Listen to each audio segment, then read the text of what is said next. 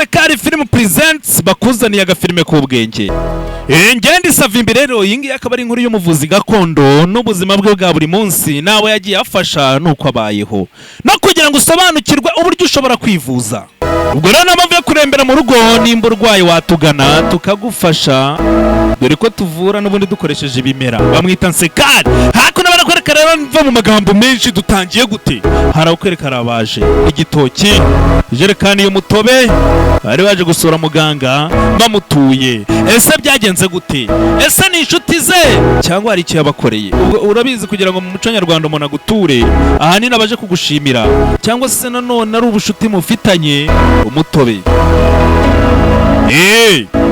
Hakuno uraje usobanukirwe ni ukubera iki yarabakiriye neza. Urugo ni urugendwa, muganga yabakiriye urabona ibinezaneza ni byinshi. Mukecuru arimo aramusobanurira ndaje uraje usobanukirwa buri kimwe cyose, impamvu umuganga abantu bamusura bakamutura kumbe impamvu nta yindi.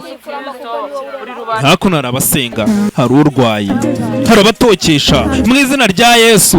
Uko batokesha hakuno hari umubyeyi wabibonye acaho na Bibiliya ye acaho. Basenze ntako batagize, batokesheje amadayimoni nayo abaho. Yaje angaha kumbe muganga yararimo aritegurira imiti. Muraho yafashwe ati hakuno bimeze nabi dutabare. Yarwaye ate se umuntu yafashwe ate? Muganga arabanza akamenya ibimenyetso ati umuriro ni mwinshi, umuntu ameze nabi, umuriro wazamutse.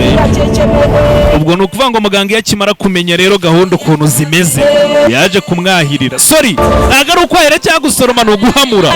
Yaje kumusoromera umuti arahamura. Ibyo wawe abari bukoresha babizi, buriya hari imbaraga nyinshi mu bimera. Yaje kumushakira umuti nuko byagenze. Amaze kumushakira umuti muganga umuti wazi uburyo ari buwutungane, akamenya urugero uri buze kunywa. Ushobora kubuza umuti n'ubwoko bw'umuti ariko ugasanga wanyweye urugero rukeya ntukire, cyangwa se warengeje urugero ugakuriramo ubundi burwayi. Amazi meza ntabwo bisa ibikoresho bihenze.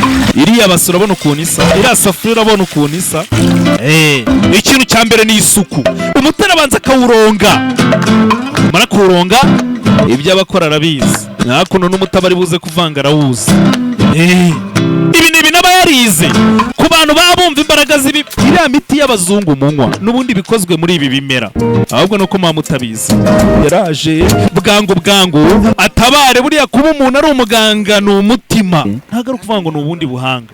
Nzanye umuti w'ibimera. Murwayi ngiye kuguha turakoresha imbaraga z'amasengesho. Twe turasenga arwaye abadayimoni, turakoresha imbaraga z'amasengesho. Turasenga arwaye amadayimoni, vana iyo miti yawe aho ngaho y'Ibinyarwanda. Hakuno wa Mungu waje bamutura ati umukecuru mumureka nk'uwo muti.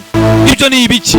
Igihe mwasengeye hari umuntu ngo waragiye arasenga ngo ajya mu nyanja ati Nyagasani nyoherereza uburyo umvana muri iyi nyanja.